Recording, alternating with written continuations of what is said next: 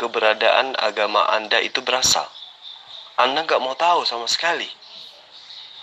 Itu alasannya. Atau Anda takut ketahuan bahwa ajaran Anda itu tidak berasal dari Bani Israel, tapi dari Kaisar Romawi. Ayo, jujur aja. Kalau memang Anda nggak sanggup, ya silakan Anda yang bertanya. Pertanyaanmu salah. Harusnya kamu bertanya, kenapa sih harus ada misionaris? Kenapa sih harus ada kristenisasi? Gitu. Kenapa sih harus ada agama yang menggunakan istilah agama orang lain? Itu harusnya yang Anda tanya. Kenapa sih Kristen itu harus ke Islam-Islaman? Itu baru benar pertanyaannya. Kalau Anda itu orang pintar, harusnya Anda sudah tahu siapa saya. Dari setiap pembahasan saya, ya, setiap kalimat, setiap kata yang saya ucapkan, harusnya Anda sudah tahu siapa saya. Tetapi kesimpulan yang saya bisa kasih tahu, Anda, Islam dan Kristen agama yang tidak perlu ada. Sudah kan? Saya sudah pernah kasih tahu kan? Jadi Anda tidak perlu mendebat saya. Karena untuk saya, Anda sebenarnya memang tidak perlu ada. Dan Kristen pun tidak perlu ada. Yang harus ada hanya Bani Israel. Bangsa Israel yang harus ada di bumi ini, dan pengajaran mereka satu, harus menjangkau seluruh bumi. Jadi Islam dan Kristen, dua-duanya, ya, yang bikin kacau dunia ini kalian. Termasuk dalam grup ini yang berdebat itu kalian.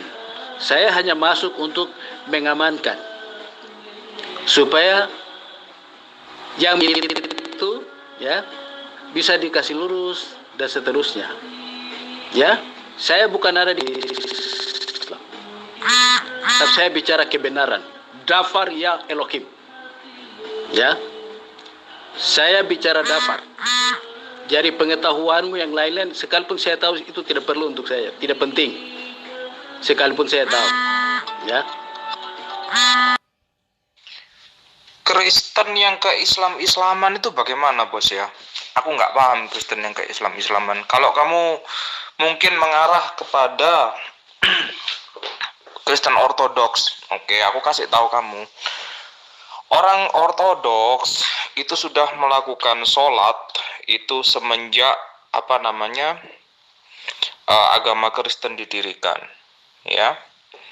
Jadi di sana sudah orang Ortodoks melakukan sholat, dan sholatnya itu mengacu kepada ritual yang diajarkan oleh salah satu murid Yesus.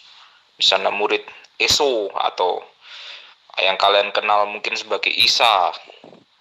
Ya, kalau orang Ortodoks kenal sebagai Maran Eso, yaitu atau Tuhan Yesus lah, atau apapun itu namanya.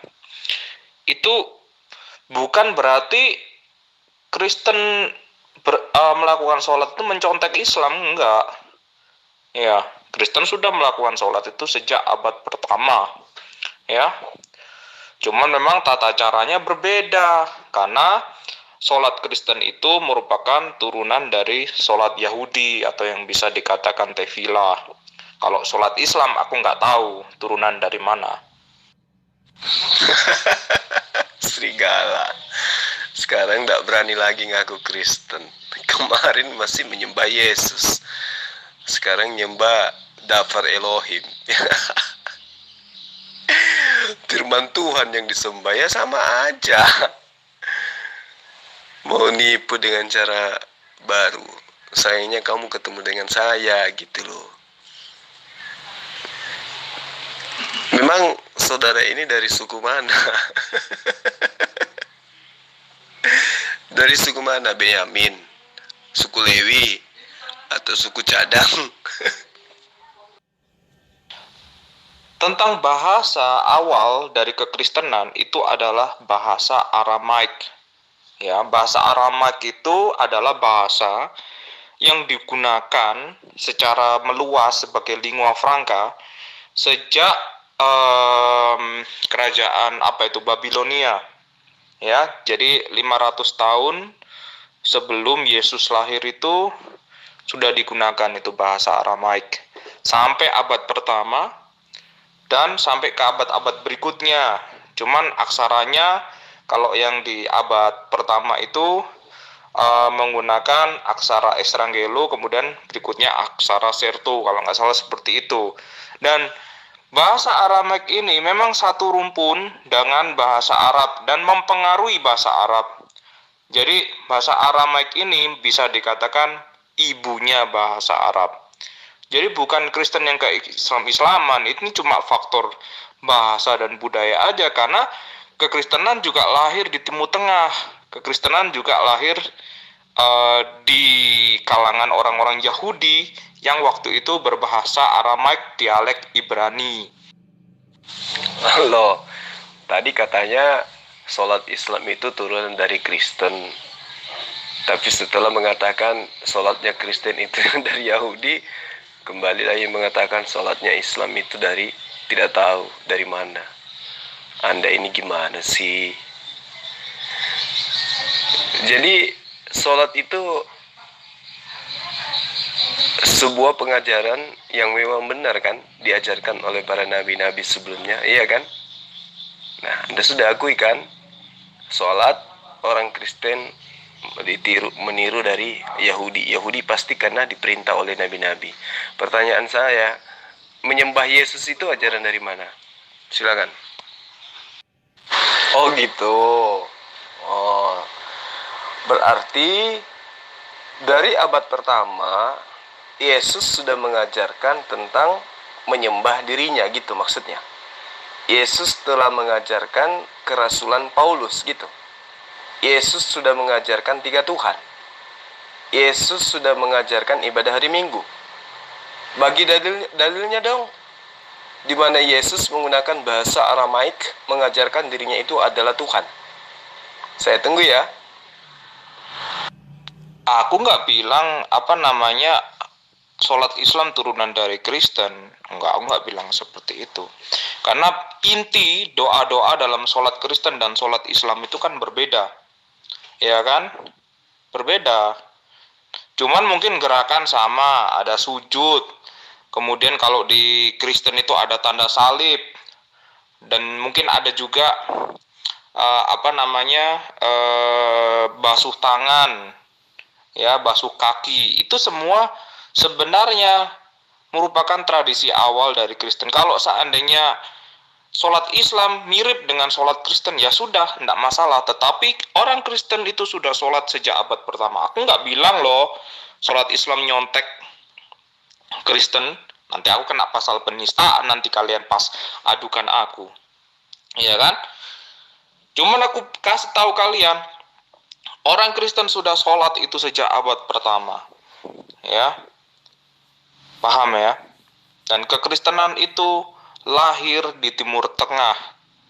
Ya, kekristenan itu lahir dengan bahasa Aramaik, bahasa yang mirip dengan bahasa Arab dan merupakan ibu, ya, yang mempengaruhi bahasa Arab. Salah satu penulisan alif ba ta yang kalian pakai itu, ya, itu sebenarnya dipengaruhi dengan huruf Aramaik, aksara Aramaik yang dikembangkan setelah abad ke-1 ke-2. Tapi huruf Aramaik sebelumnya itu berbeda. Jadi seperti itu. Yang perlu kamu pahami di sini adalah ajaran Kristen itu jauh sebelum ajaran Bani Israel dinobatkan sebagai bangsa pilihan oleh Allah. Ajaran Kristen itu memang sudah ada. Gitu. Jadi jika kemudian Anda mengatakan bahwa Kristen itu sudah ada dari sejak pertama, ya, betul. Memang benar. Tetapi kita harus melihat daripada sejarah yang sesungguhnya. Bahwa di dalam pengajaran konsep ketuhanan Kristen itu bertitik pusat kepada ilmu teologi atau ilmu teologia yang berasal dari bahasa Yunani. Nah, dasar kata theos yang berarti Tuhan ini sesungguhnya adalah manifestasi dari penggambaran bunyi dari pemahaman orang-orang Yunani Gegrika yang hidup kurang lebih 2000 tahun yang lalu atau pada abad pertama atau di masa-masa kerajaan Kekaisaran Romawi menjajah Yahudi kala itu. Jadi orang Yahudi yang dijajah dari kerajaan Roma pada saat itulah yang memperkenalkan pertama kali istilah Elohim, istilah Tuhan ke dalam bahasa Ibrani, yaitu Yahweh Elohim, yang kemudian orang Kristen sangat sulit untuk menerima penyebutan itu. Jadi kala itu ya, Yahudi yang memperkenalkan Tuhan Sang Pencipta, penguasa, perawat langit dan bumi beserta seluruh isinya, mereka itulah yang kemudian di bawah penjajahan Roma ya, ditiru oleh ajaran Romawi Yunani, kemudian cara penyembahannya, cara peribadatannya oleh Kristen. Jadi kalau kamu mengatakan Kristen lebih pertama, itu karena dia meniru dari pengajaran Bani Israel. Gitu loh.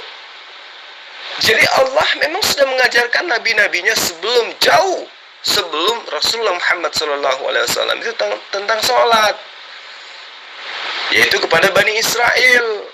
Dan ketika Kristen yang masih dalam pemahaman Helenisme Stoa menjajah Yahudi atau Bani Israel, disitulah kemudian si Kristen yang masih Helenia Stoa ini meniru-niru pengajaran Bani Israel.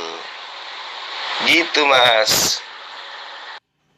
Yesus tidak pernah mengajarkan dirinya adalah Tuhan. Ini aku melihat secara kacamata netral.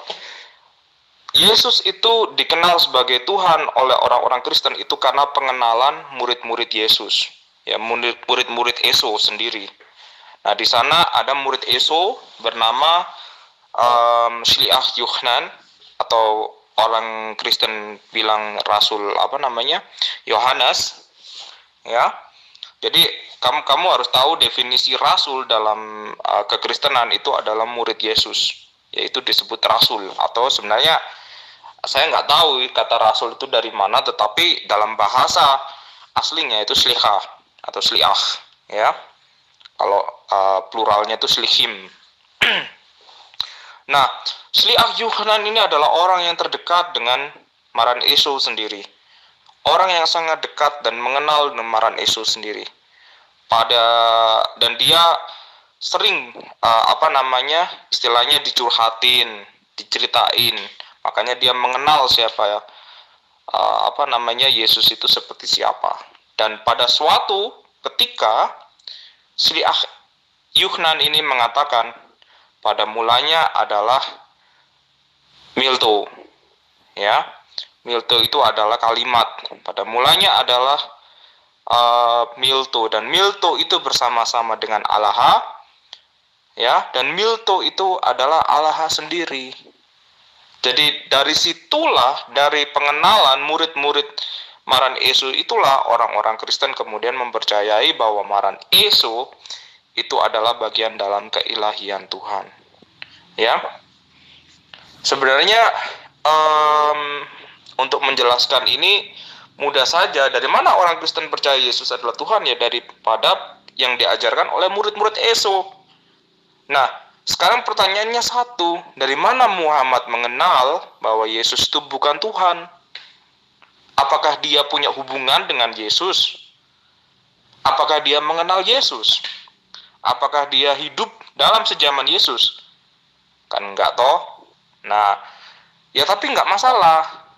Silakan percaya Maran Yesus itu mau dianggap Tuhan, mau dianggap bukan. Ya silakan, enggak masalah. Ya kan? Tetapi dalam faktor sejarah dikatakan bahwa Maran Yesus tidak mengenal sama sekali dengan Muhammad. Mohon maaf. Ya sudah, kalau Yesus tidak pernah mengajarkan dirinya Tuhan, kemudian ada segolongan orang menuhankan Yesus, Berarti kan udah kelihatan sesatnya kan. Karena di dalam kitabnya orang-orang Kristen sendiri jelas dikatakan bahwa orang yang mengasihi aku pasti mengikuti aku. Kan gitu.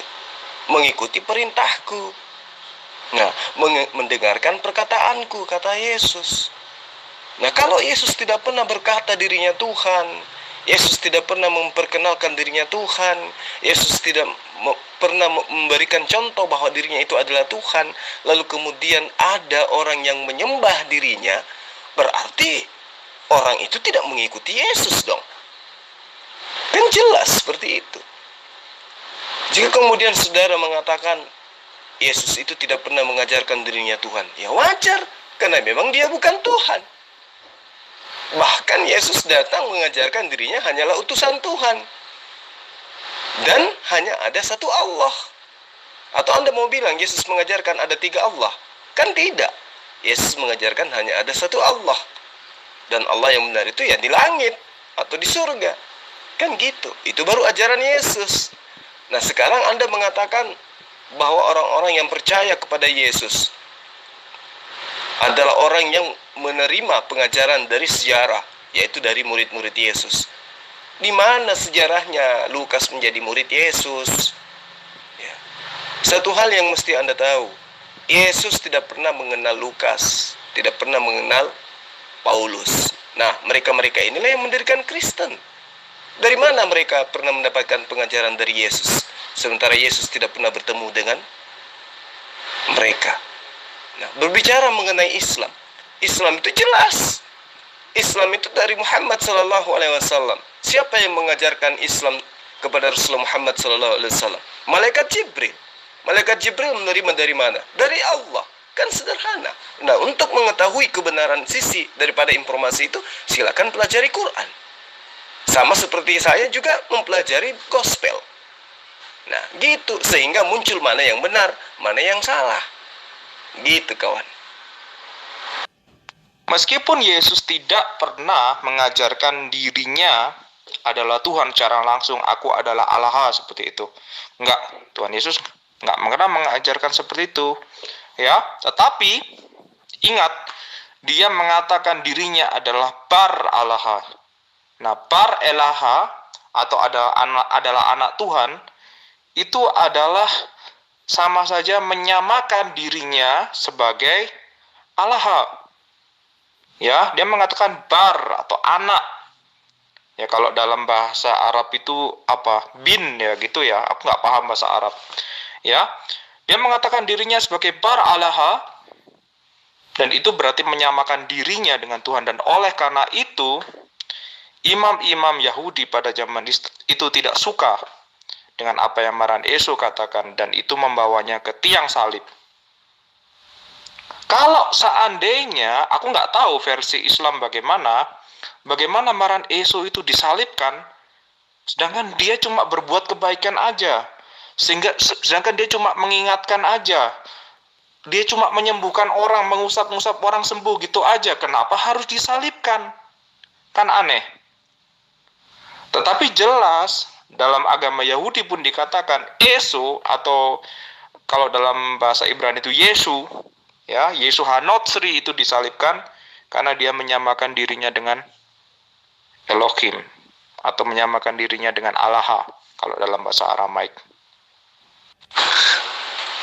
Iya, saya tahu cerita itu.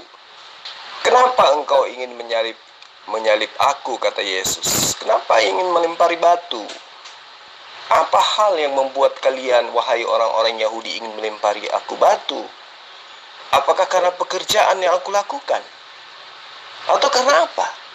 Orang Yahudi menyatakan, bukan karena pekerjaan baik yang kamu lakukan sehingga kami ingin melempari kamu batu, melainkan karena kamu menyamakan dirimu dengan Allah. Itu.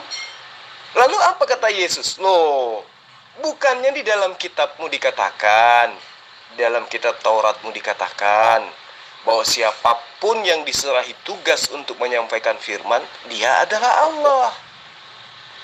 Kan Yesus sudah jawab seperti itu.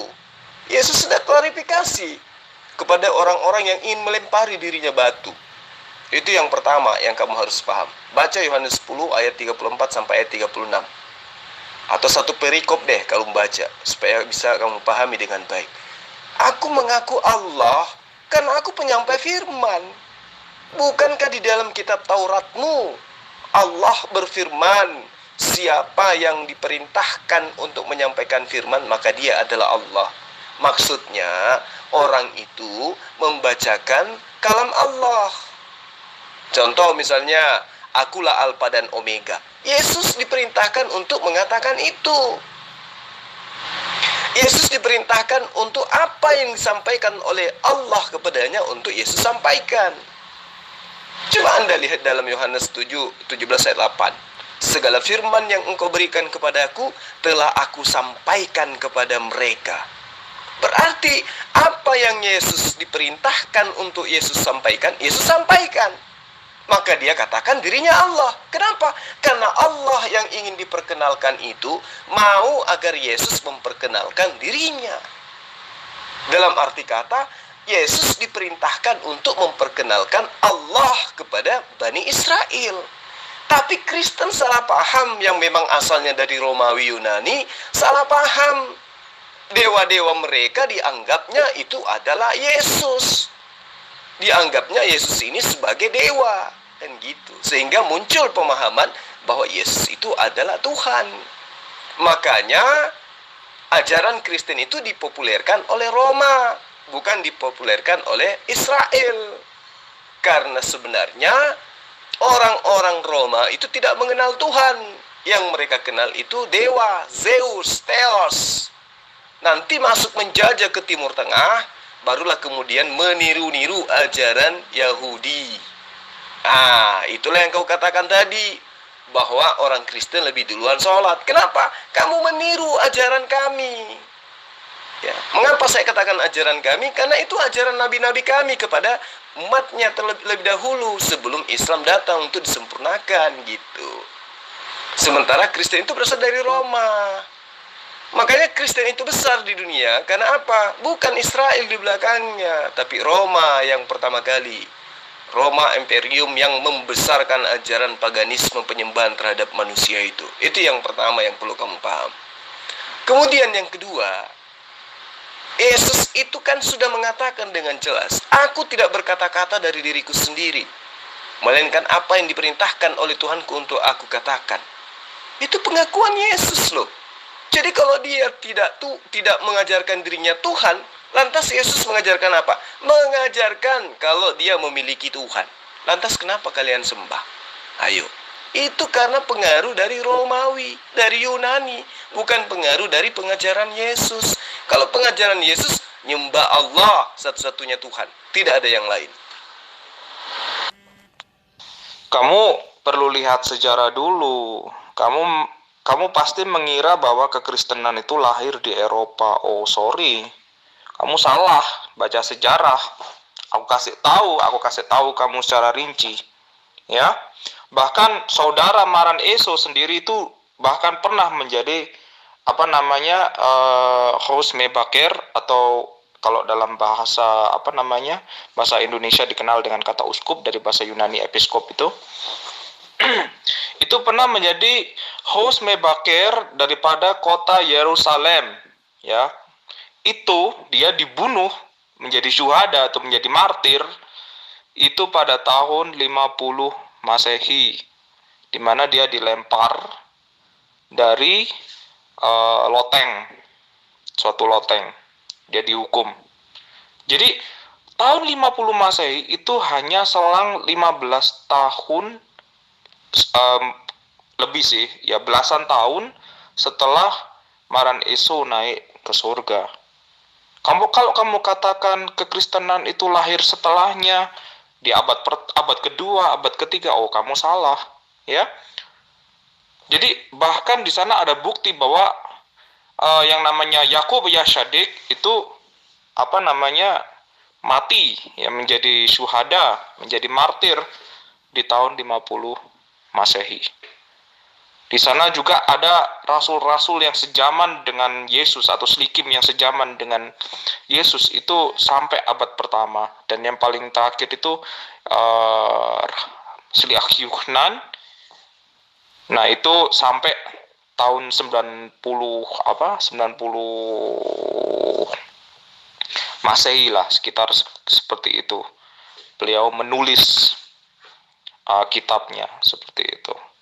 Jadi ada bukti-bukti, ada banyak bukti yang menjadi saksi dari pelayanan Maran Eso itu seperti apa. Ya, ada banyak bukti dikatakan di sana. Bahkan para selikim ini juga mengenal Shaul atau yang kalian sebut Paulus itu dia juga kenal. Ya, bukan berarti mereka tidak saling kenal. Sekarang pertanyaannya gini, Muhammad itu mengenal nggak rasul-rasulnya Yesus ini? Mengenal nggak Talmidimnya Yesus ini? Mengenal nggak para selikim ini? Mengenal nggak dia? Para seliach ini mereka kemana-mana. Ada yang ke India. Mereka mendirikan yang namanya komunitas Nasrani India. Atau yang sekarang disebut sebagai Kenisa Martoma. Ya, ada yang ke Mesir, ada yang ke mana lagi, Mesopotamia. Di sana ada Martulmai, Maradai. Di sana mereka pergi kemana-mana, ya, ke seluruh dunia mereka pergi. Sedangkan abad ke-6 Muhammad, aku mau tanya, mereka kenal nggak dengan rasul-rasul ini? Dan dari mana dia menyimpulkan? Kalau seandainya, Nabi Muhammad mendapatkan wahyu dari Allah Subhanahu wa Ta'ala, ya kan? Dia dapat wahyu, terus saksinya siapa dong? Maaf, ini aku tanya loh ya, saksinya siapa? Dia mendapatkan wahyu. Sedangkan para selikim ini, mereka setelah kematian dari Maran Eso datang lagi kepada mereka dan Maran Eso sempat tinggal setelah dia dibangkitkan bersama-sama dengan mereka dan banyak yang menyaksikan. Sekarang pertanyaannya satu, gitu loh. Nabi Muhammad menerima wahyu, ada yang menyaksikan nggak? Ya, kalau nggak ada yang menyaksikan kemudian dipercaya sebagai dasar-dasar keimanan, ya itu juga nggak masalah, itu hak-hak kalian juga sih, aku sih nggak masalah. Jadi kalau orang berbicara mengenai sejarah, maka kita tidak boleh menutup mata betapa besar kekuasaan daripada Romawi kala itu. Pengaruhnya sangat luar biasa. Begitu juga pengaruh tentang keyakinannya. Itu yang perlu kamu pahami. Sementara Bani Israel kala itu di bawah penjajahan kekaisaran Roma. Pengenalan akan Tuhan yang saya ajarkan tadi, yang saya sampaikan tadi, itu yang memperkenalkan adalah orang-orang Yahudi kepada orang-orang Eropa, yaitu Romawi dan Yunani. Nah, tentu saja pada saat awal kali penyembah-penyembah dewa-dewi ini mengenal Tuhan yang diajarkan oleh Romawi, daerah jajahan Yahudi, daerah jajahannya, itu sulit untuk mereka terima dan sulit untuk mereka pahami. Ya, karena sejak zaman purbakala secara turun-temurun Kristen yang adalah agama Helenisme Stoa kala itu adalah orang-orang Yunani Eropa yang tidak pernah mengenal Tuhan. Tidak pernah ada konsep Tuhan dan penyembahan satu Tuhan di dalam kehidupan beragama mereka. Itu yang perlu kamu paham. Ya, mereka semua adalah orang-orang Yunani saat itu beragama Helenisme Stoa, agama politeisme, agama dengan banyak Tuhan sebagai sesembahan mereka, agama yang mereka anut secara turun-temurun. Ya, itu yang perlu kamu pahami. Jadi di dalam konsep iman mereka, di dalam ibadahnya mereka, penyembahan terhadap dewa-dewa dan dewi-dewi yang berasal dari cerita-cerita mitos, ya, mitologi Yunani, mitologi Romawi, tidak ada konsep penyembahan kepada satu Tuhan, tidak ada konsep sholat, tidak ada konsep Elohim, tidak ada konsep Allah, tidak ada konsep Allah. Itu yang perlu kamu pahami. Jadi memang kala itu sangat sulit orang-orang Eropa, Kaisar Romawi, Yunani, ya, pada saat itu untuk menerima dan mengimani kepercayaan atau agama yang beriman serta beribadah hanya kepada Allah. Itu yang perlu kamu paham. Sekali lagi saya bilang, kamu harus paham baik-baik itu.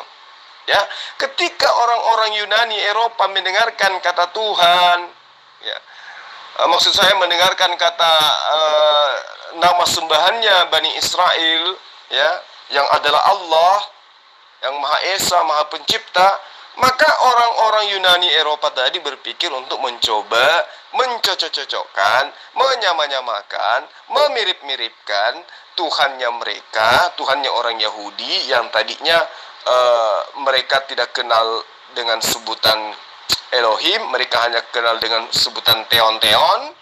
Lalu kemudian mereka merubahnya menjadi Yahweh, ya toh, menjadi Yesus, menjadi Barabas, putra Allah atau putra Tuhan, putra Bapa, kan gitu. Jadi secara hierarki Tuhan, sembahan tertinggi daripada Kristen yang tadinya beragama Helenisme Stoa itu adalah Zeus. Makanya sekarang mereka menyembah Yesus untuk supaya memudahkan lisannya menyebut sebutan dewa-dewa mereka. Seperti itu. Misalkan nih, gini, saya lagi lokasi ada di Jerman nih. Kemudian saya ngaku sama kalian, saya mendapatkan wahyu daripada Jibril, dan sebenarnya nabi penutup itu adalah aku. Bisa nggak kalian percaya sama aku? Gitu loh. Ya nggak bisa lah. Sederhana saja untuk membuktikan itu. Secara histori aja dulu. Kalau saya membuktikannya secara Al-Quran, manalah bisa kamu nggak paham Quran. Iya kan? Kamu nggak paham Quran kan? Nah, cukup saya memahamkan kepada kamu tentang kitab yang kamu ambil dari agama lain, yaitu agama yang paling tertua, yaitu agama Yahudi atau Yudaism, atau ajaran Abrahamaik, kan gitu. Ajaran yang mengajarkan satu Tuhan, la ilaha illallah. Kamu lihat di kitab Kejadian 17 ayat 7, ya. Coba kamu lihat di sana, Allah membuat perjanjian, Allah bersumpah akan menjadikan dirinya sebagai sembahan bagi Ismail dan keturunannya, bagi Ishak dan keturunannya, secara turun-temurun. Nah, itu yang perlu kamu pahami. Jadi kalau misalnya kamu mengaku sebagai nabi, mengaku sebagai rasul, ya apa bedanya dengan Paulus kamu itu? Nggak ada bedanya. Kalau Rasulullah Muhammad SAW beda dong. Lihat kitabnya. Apa memang ada orang manusia biasa yang mampu membuat kitab seperti Al-Quran? Sedangkan kitabmu, ya, konon ceritanya dituliskan 1700 tahun dan ditulis oleh banyak orang. Tapi errornya luar biasa, ya kan? Belum lagi kalau kita membahas siapa penulis sebenarnya. Tapi nggak usah sampai ke sana lah. Kita bercerita tentang sejarah agamamu aja dulu. Kenapa yang mengembangkan ajaran Kristen itu bukan Israel, bukan Yudaism? Kalau memang Kristen itu sumbernya adalah Yesus, sumbernya adalah Musa, sumbernya adalah Abraham, maka tanpa penjajahan Yunani Romawi terhadap Yahudi, Kristen itu akan berkembang. Tetapi faktanya, agama Helenisme Stoa yang kemudian membuka diri, ya, menjadi Kristen, itu menjajah Yahudi dengan konsep ajaran pagannya. Tapi sayangnya Yahudi sampai hari ini masih tetap memegang teguh ajaran la ilaha illallah. Tidak mengajarkan ajaran Theos. Itu yang perlu kamu pahami. Ya, jadi sebutan serta kata panggilan bagi Zeus di dalam bahasa Yunani saat itu adalah Deo atau Deus. Ya, dan yang paling tertinggi, ya, adalah Theos. yang mereka sebut dengan sebutan Zeus yang saya maksud tadi. Nah, kenapa kemudian ada miripnya? Karena Theos ini, penyembahan terhadap Theos di abad pertama itu meniru-niru ajaran Yudaisme, meniru-niru ajaran Islam yang sudah diajarkan jauh sebelum Rasulullah Muhammad SAW menyempurnakan ajaran Islam itu sendiri. Itu yang perlu kamu paham. Sementara Kristen itu berasal dari mana? Ajaran Trinitas Mesir, Isiris, Osiris, dan Horus. Ajaran Trinitas dari India, Brahma, Wisnu, dan Shiva. Ajaran Trinitas Yunani, Zeus, Poseidon, Pedos. Ajaran Trinitas dari Romawi, Jupiter, Neptun, dan Pluton. Itu yang dianut oleh Kristen, membungkus diri dengan pengajaran negara yang dijajah, yaitu Timur Tengah, khususnya kepada pengajaran Bani Israel. Itu Kristen, Bapa, Anak, Yesus, Roh Kudus, merpati. Nah, lalu bagaimana dengan pengajaran ibadah hari Minggu? Nah, sahabat, pengajaran yang diajarkan oleh wilayah jajahan Yunani, Romawi kala itu, apa itu? Hari Sabtu. Tapi kenapa kemudian berpindah ke hari Minggu? Itu karena dikuasai oleh penjajah bernama Romawi dan Yunani kala itu. Maka penyembahan-penyembahan terhadap Yesus, Mitra, Osiris, Bakus, itu semua ibadahnya hari Minggu. Dan mereka mati karena menebus dosa manusia. Jadi salib Kristen atau ajaran Kristen yang melambangkan salib itu jelas menurut sejarah meniru salib Mesir yang disebut dengan Cruz Santa. Jadi Vatikan menggambarkan Tuhan Bapa amat sangat mirip dengan Zeus. Jadi Anda tidak bisa mengatakan, oh, orang Kristen itu lebih dulu soal. Iya, karena memang meniru ajaran Islam yang sudah diajarkan oleh nabi-nabi kepada Bani Israel terlebih dahulu sebelum Rasulullah Muhammad SAW diutus sebagai khatam nabiyyin, penutup para nabi. Itu yang perlu kamu pelajari dengan baik, supaya kau tahu sejarah agama kau itu. Masalah sesat atau enggak sesat itu kan relatif, ya kan? Yesus sendiri memang tidak pernah dicatat mengatakan aku adalah Tuhan. Dia cuma mengatakan aku adalah Bar Allah dan menyebut Tuhan itu sebagai Ha'af atau Avi atau apa? Bapakku atau ayahku. Ya, seperti itu. Memang ini fakta, memang fakta, aku nggak akan berkilah, tetapi perlu diingat-ingat, ya kan? Para muridnya sendiri yang terdekat dengan beliau itu akhirnya mencapai kepada suatu pengertian bahwa Maran Eso itu adalah Milto Aloho atau firman Tuhan. Ya, Milso Aloho atau firman Tuhan. Ya kan? Dan firman Tuhan atau kalimat Tuhan itu keluar daripada Tuhan sendiri. Dan firman Tuhan itu adalah Tuhan sendiri, dikatakan seperti itu. Ya kan? Ini bukan Paulus yang bilang, ini siapa yang bilang? Ini adalah Mar Yuhnan. Mar Yuhnan itu adalah murid yang paling dekat dengan Maran Eso. Bahkan Maran Eso sendiri mengatakan dia adalah murid yang paling aku cintai, murid yang paling aku kasihi. Ya, dia bukan orang yang jauh, dia yang paling mengenal. Sedangkan di umum gak mungkin lah Maran Eso mengatakan aku adalah Tuhan. Ya, misinya gak akan selesai. Misinya datang ke bumi ini bukan untuk menjelaskan dia Tuhan atau bukan. Itu bukan misinya. Misinya itu adalah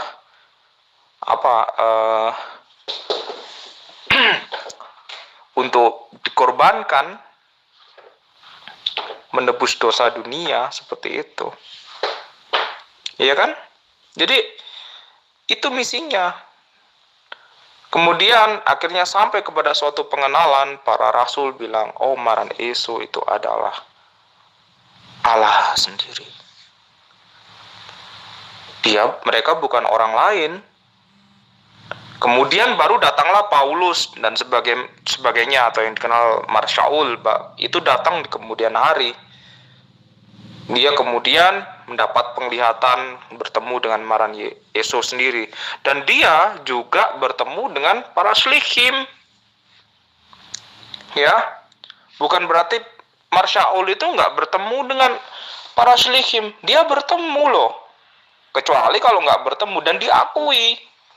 Dan ikut dalam konsili Yerusalem yang pertama. Dia ikut di sana. Di acara konsili Yerusalem yang pertama itu. Dia ikut. Makanya dia mempertentangkan.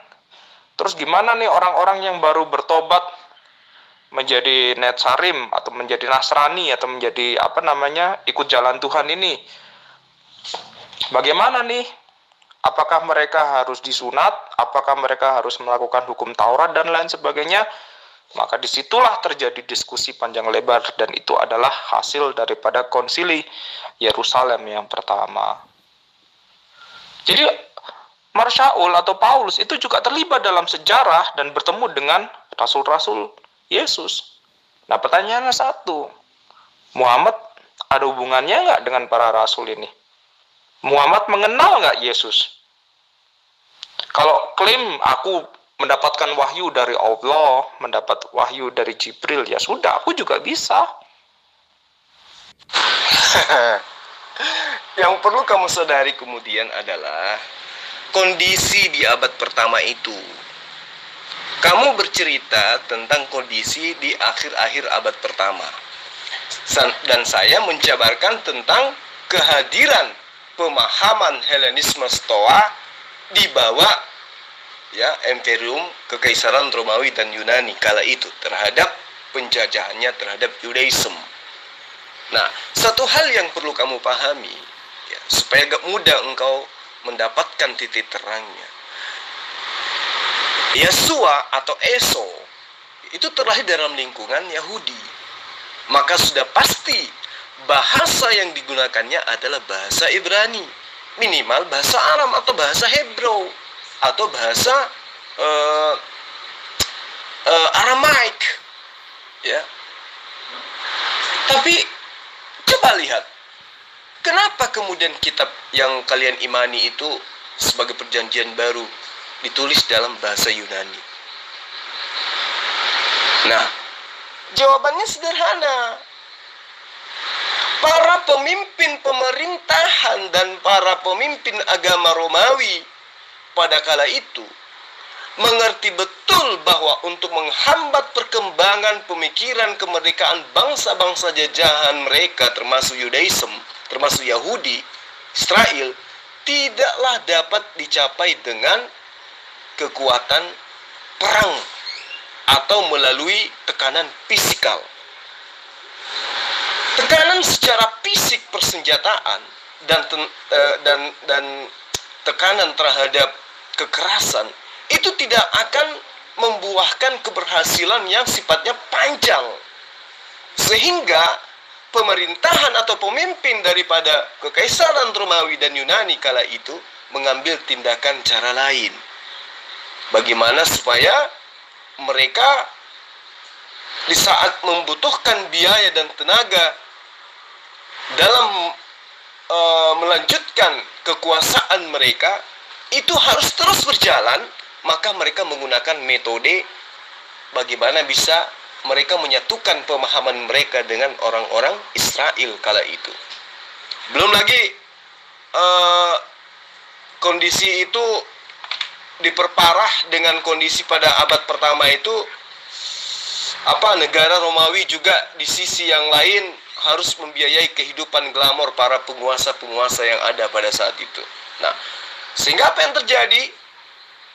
Biaya-biaya pesta pora dan seterusnya ya, biaya ibadah agama Kristen yang masih dalam bentuk Helenisme Stoa, ya, itu kemudian mereka pikirkan bagaimana kalau kita satukan saja pemahaman kita dengan pemahaman yang ada di bawah wilayah kekuasaan kita pada kala itu.